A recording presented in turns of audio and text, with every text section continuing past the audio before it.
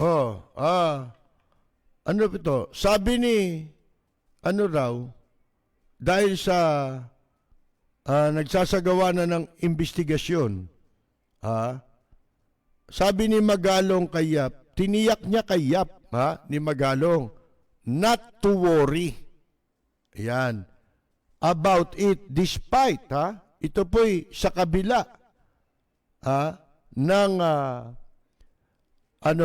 pagtaas ng bilang, ng, ano tawag dito, kaso ng COVID. Oh, paano natin makokontrol yan? Di ba? Paano natin, ang taong bayan pilit na ginagawa ang lahat ng pagsisikap, yung mga pangkaraniwan tao, para makasunod sila sa ipinatutupad na protocol. Hirap na nga ang marami sa pagsunod Puro na lang pasunod Puro na lang higpit sa pangkaraniwang publiko. Ang publiko naman, lahat ginagawa. Wala nang pambili ng face shield Kung ano-ano na nga sinusot, yung ano ng Coca-Cola, di ba? Yung plastic container ng ginugupit-gupit na lang Nag-i-improvise na lang Tapos sabi pa ni Digong nyo yung face mask nyo, punta ka sa gasolinahan, lagyan mo ng gasolina, mingi kang konti. Oh, patay na yung COVID. Sabi naman nung bugok na foreign affairs secretary, naturingang journalist, mga kaibigan, sipin mo. Kwan daw, what if he's right? Sabing ganon. Kasi, binati ko si Digong nyo, di ba? Oh. Nung sinabi niya yun maraming napasigaw masama yun Sa kalusugan, mamamatay ka ron Oh, sa baga, di ba? Isipin mo, sabi naman nung Locsin, what if he's right? Isipin mo ito. Baka ano lang makapag lollipop lang makapag-sip-sip lang makapagmalabanan lang ang mga damuho mga kaibigan Oh. Ano sabi pa? Nag-usap po kami kahapon at binanggit ko po sa kanya. I understand what happened. Naintindihan niya raw. Yung ba pangkaraniwang mamamaya, intindihin nyo ba ng ganyan? Uunawain ba ninyo ng ganyan? Everybody was just so engrossed. So engaged. Kaya kung minsan, nakakalimutan. Lintik na yan. Ang dami nyong kalukuhan. Alam nyo, di ba, nasabi ko nga sa inyo, nung panahon na ito, lumutang ito, kakampanya lang pala ito Lumutang ito labang kay General Albayalde, di ba? Pumalakpak tayo, katakuta. Halos sabugan ko ng bulaklak dito sa programa ko Halos paulanan ko ng bulaklak na papuri. Itong si Mayor Magalong, wala rin palang kwenta ito. Nakakadala. Si Ka-Percy Lapid, bumabanat. Lapid Fire. Ang sabi niya raw ni Magalong, sabi ko sa kanya, sabi niya raw doon kay Yap, but don't you worry about it.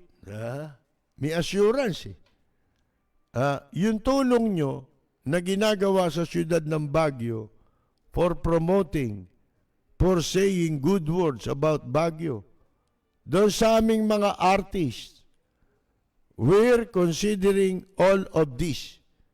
Don't you worry. We'll have this thing investigated. Naiiya sila mga kaibigan. Isipin mo, ano ba tingin mo dyan? Kung mo nag-promote sa Baguio, ano tingin mo sa pangkaraniwang manggagawa, empleyado? Na nagbabayad din ng buwis. Di ba? Na ang tinutulungan nito, hindi lang Baguio. Di ba? Pagkat mula sa kanyang dugo at pawis, nagbabayad siya ng buwis para sa bansa niya. Masahol pa sa promotion yun. Di ba? Mga kaibigan. Huwag niyong gamitan ng kung ano-anong katwiran na baluktot.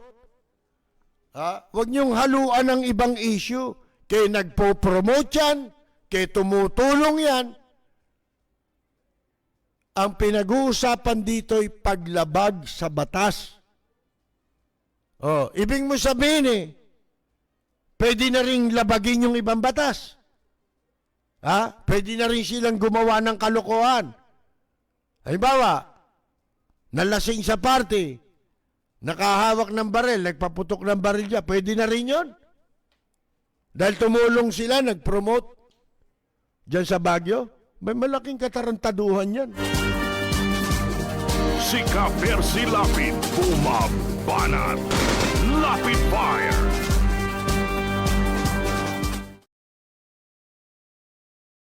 Alam po ninyo nung July 2020, nakaraang taon, nag-resign sa kanyang pwesto, napakataas ng pwesto. Sino ito?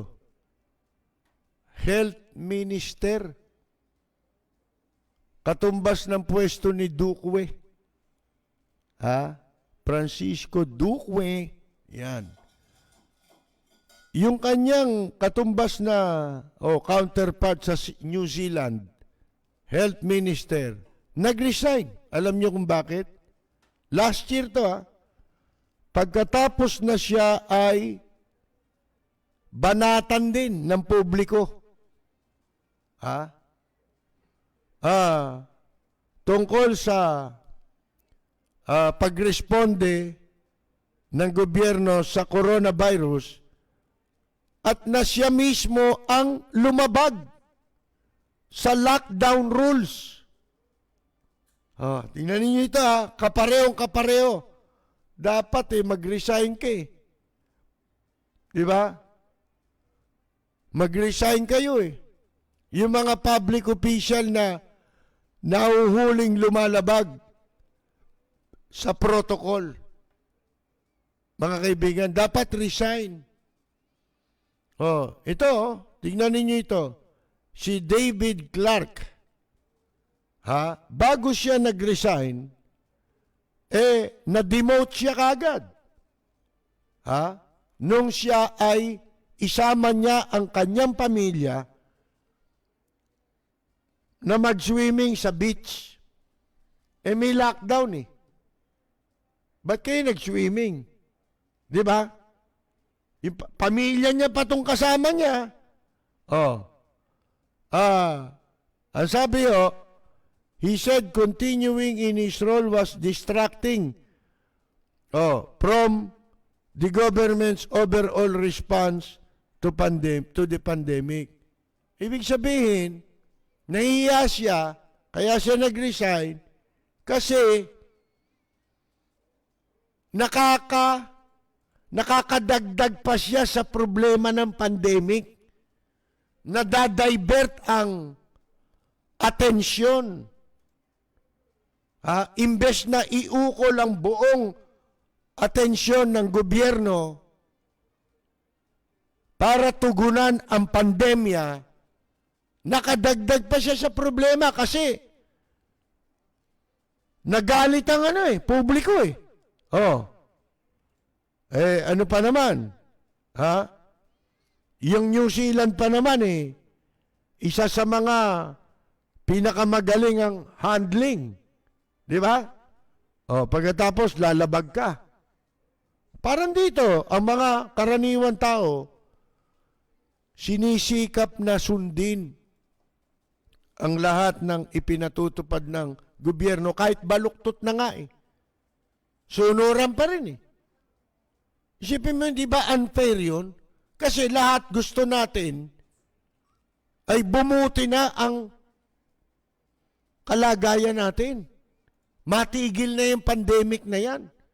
Kaya tinitiis na dahil mag-iisang taon na nating natiis Ba't di mo pa lulubusin? Di ba?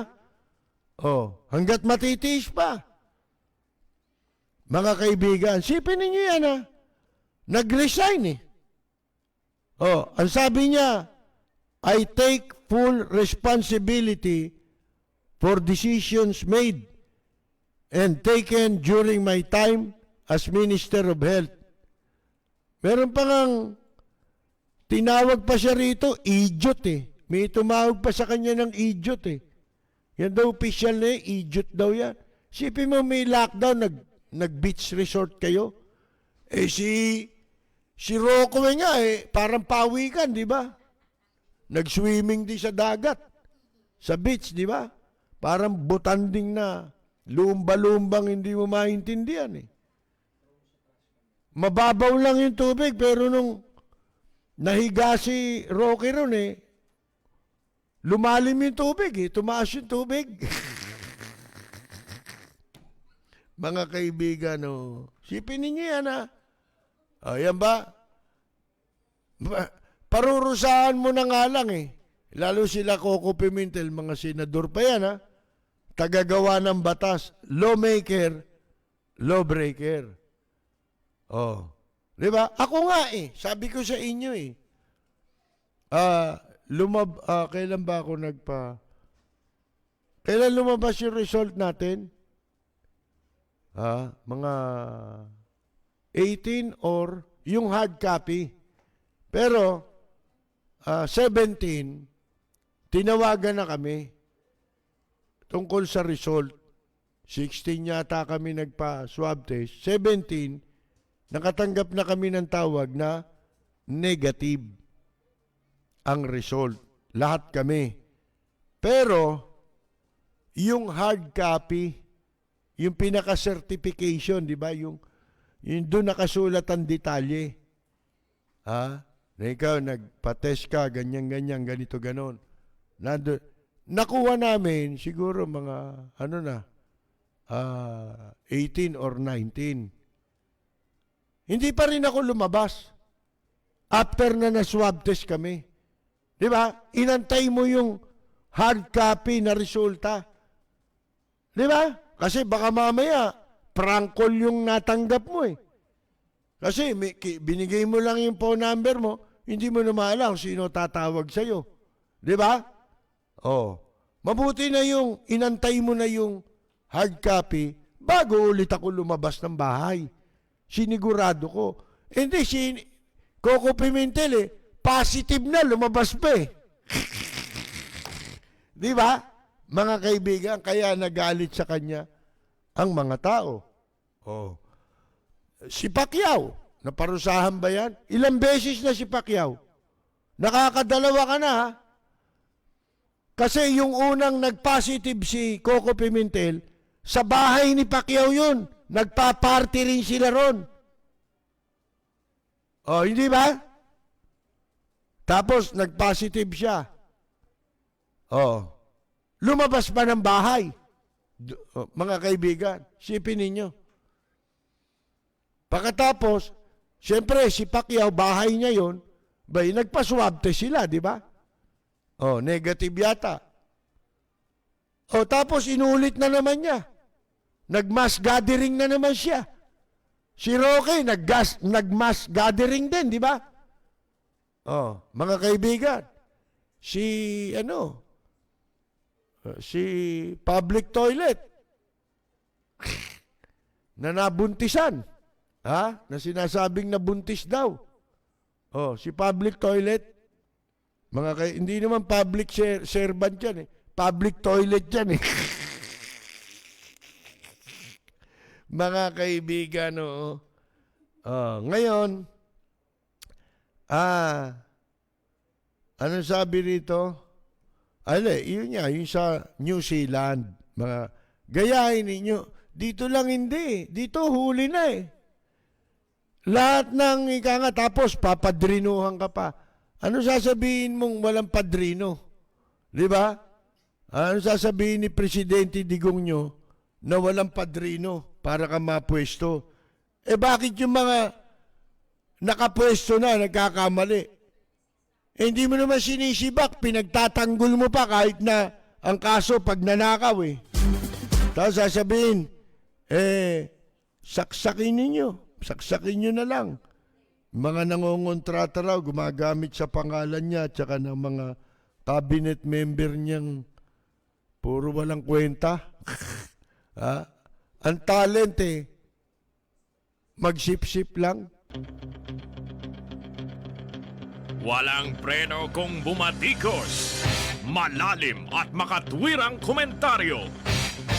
Mag-ingat ang mga politikong gumagawa ng kalokohan at baka kayo ay tamaan ng Lapid Fire!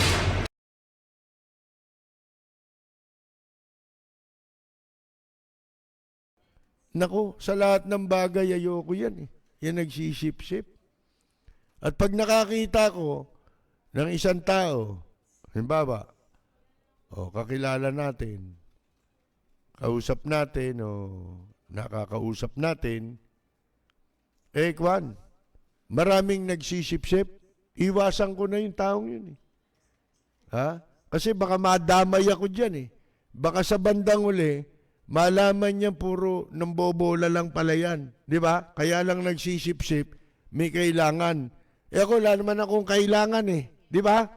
Naging tao naman ako nang wala kayong lahat sa buhay ko Di ba? Yun ang katwiran ko mga hayop kayo Di ba? Ba't ako magsisip-sip sa inyo? Ano mapapala ko dyan? Pag sinabi mo magsisip-sip ka, magsisinungaling ka.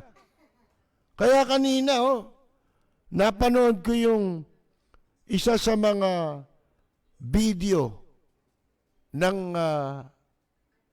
brief speech ni Larry King. Namatay na nga pala si Larry King, yung magaling na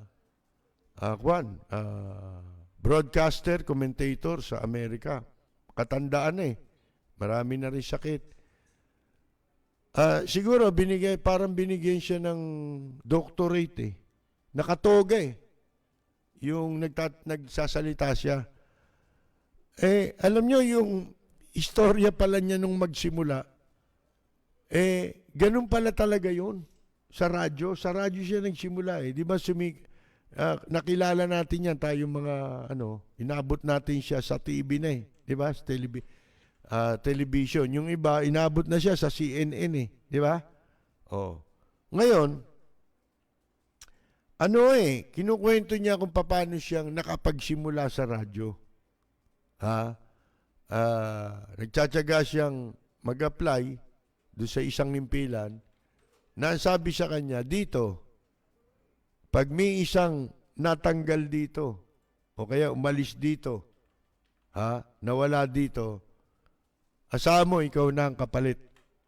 Kaya ang ginawa niya, nagja-janitor siya ron. Nagpapakitang gilas siya para maging broadcaster siya.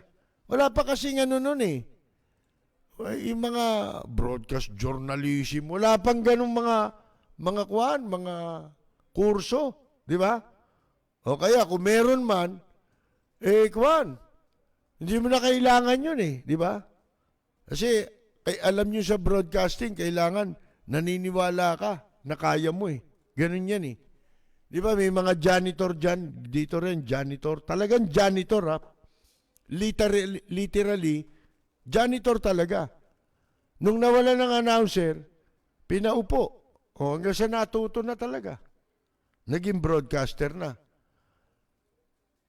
Ang kwento niya, nung nabigyan na siya ng break dahil may nawala, nag-resign yung tumigil na yung broadcaster. Siya na ang kinuha. No? Ngayon, hindi raw siya makatulog hindi siya natulog Haba ng oras niya. Sabi sa kanya, magpatugtog ka, magsalita ka. Nung nagpatugtog na siya, programa niya na kinabukasan. Nagpatugtog na siya. Nung magsasalita na siya, walang lumabas na boses. Walang salitang lumabas. Nakabuka lang siguro bibig niya. Pero nawala ng tinig. Mga kaibigan. Di siyempre, magpapatugtog ka na naman. Tapos pinasok siya nung manager. Hoy, Ito radyo, dapat, communication to eh. Makipag-communicate ka. Paano ka magko-communicate kung di ka nagsasalita? Di ba? Alam ba ninyo, ganun ako nagumpisa? Ang kaibahan lang namin, nagumpisa siya, sa istasyon yung programa niya. Hindi katulad nung ako nagsimula, yung hinawakan kong programa, black time yun eh.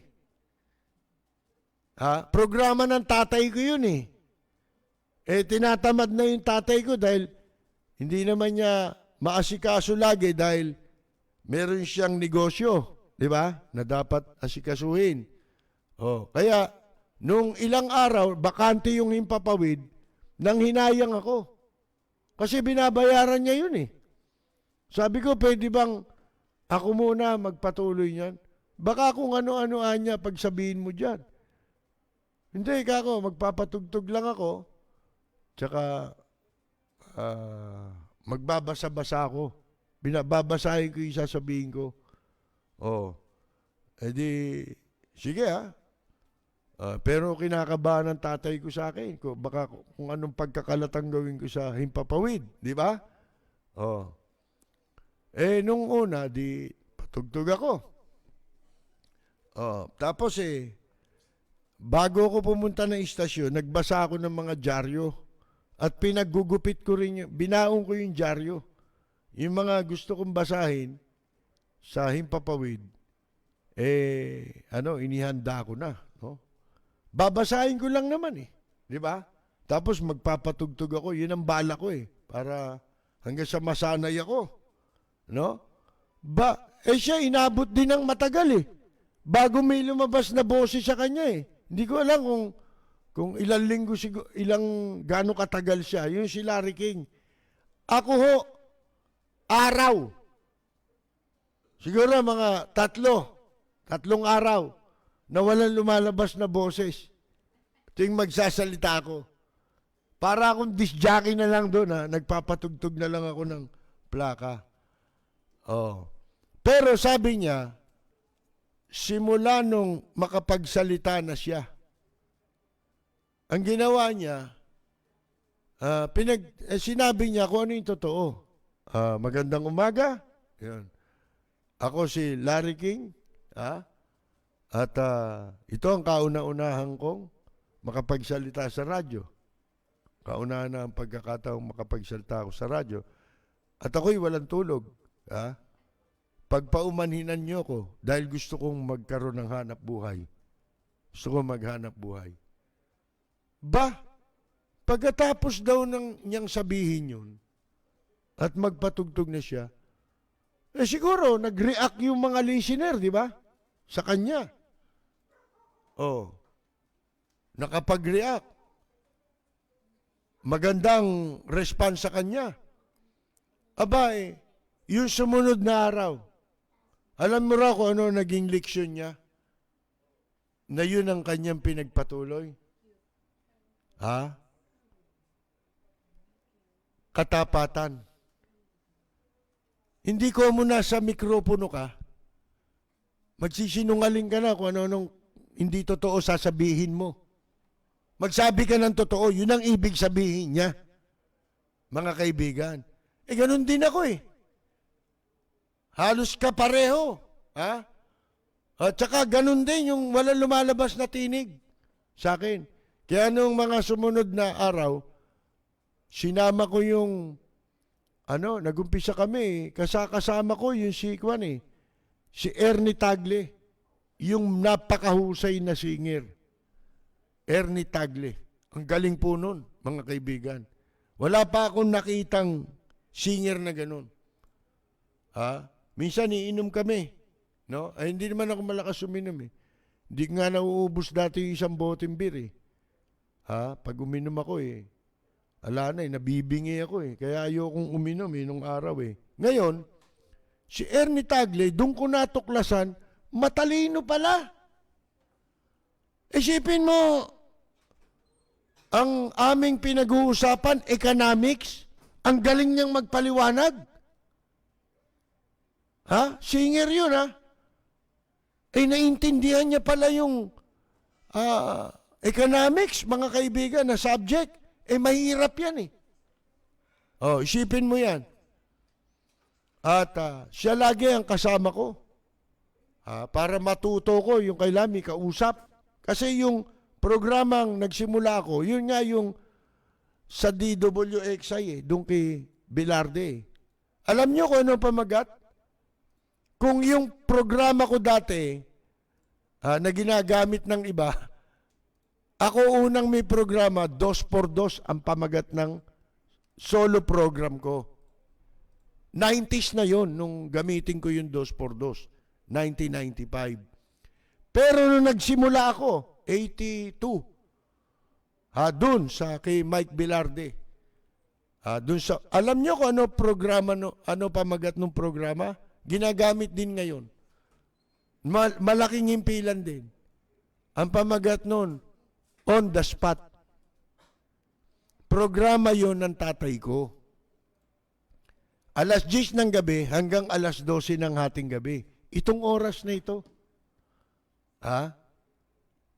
Alam nyo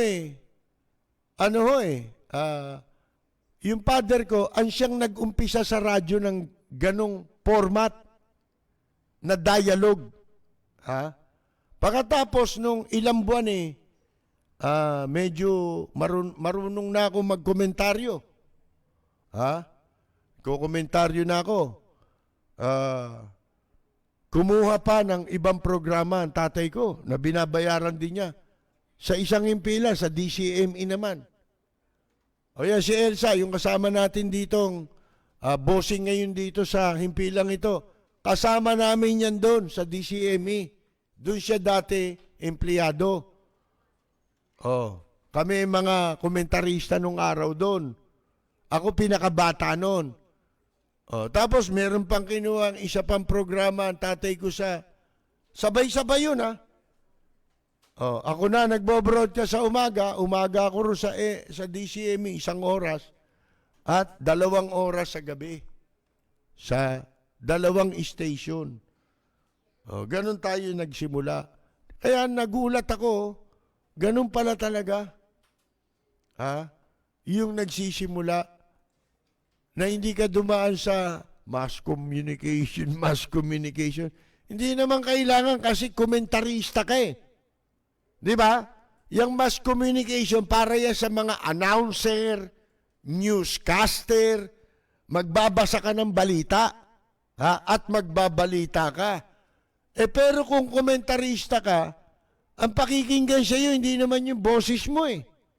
Kaya dito, minsan may mga boses, yung parang ginugupit na yero ang boses, di ba? Yung parang baka na umaatungal, di ba? Pag komentarista. Kasi po, ang pinakikinggan sa iyo, yung sinasabi mo. At yun, ang nakita ko, kaya naman pala, kahit papano, kahit saan tayong istasyon, merong naghahanap sa atin. Kasi yun ang naging simula natin. Kamukha nung simula ni Larry King. Hindi nga lang tayo kasing galing nun. Di ba? Pero yun na simula eh. At saka yung kanyang sinabi na ang sikreto lang eh. Na kanyang ipinagpatuloy. Na kanyang natuklasan yung pagsasabi ng totoo. Kasi nung sabihin niyang, ako, magandang umaga, ngayon ito ang una kong pagkakataong magsalita sa radyo. Pagpasensyaan niyo ako'y walang tulog.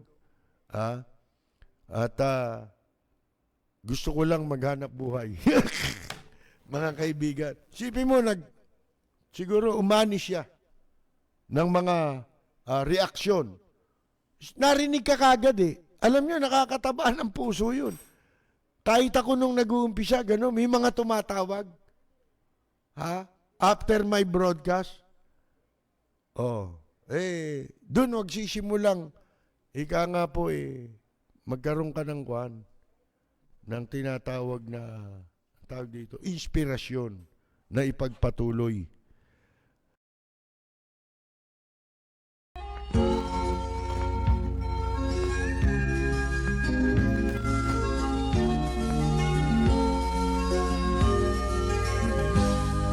Sa bayan ko ay isa ang lahi.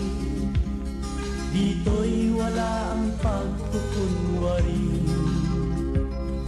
Hindi padagay, sadyang kilala sa daigdig. May pagkakaisa sa bawat nais. Magandang yumaga! Teddy Boy! Finger! Ang bayan ko'y punong-puno ng yaman. Bakit ito'y kailangan pang iwanan? Hindi nga ba't anong sarap mabuhay ng buong ganap? Sa bayan mo, sumapit ng yaong wakas. Dito sa bayan ko, lahat kami pantay-pantay. Walang nang-aapit, ang pag-ibig ay tunay. Dito sa bayan ko, dito'y makikilala mo ang mga kaibigang nagmamahal sa'yo.